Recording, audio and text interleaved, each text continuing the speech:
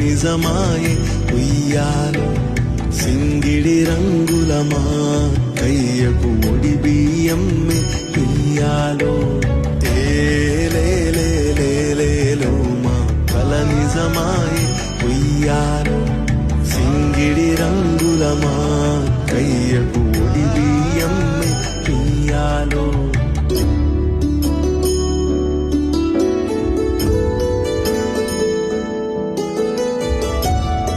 So మనకు తెలుసు కదా, మన తెలంగాణలో ఆడపడుచులకి వడిబియ్యం అంటే ఎంత అసలు ధూమ్ధామ్ ఉంటుంది. మనకి 5 ఏళ్ళకి ఒకసారి కంపల్సరీ పోస్తుంటారు చూడ. అందులో మనకి మెట్టలు చేస్తారనమాట.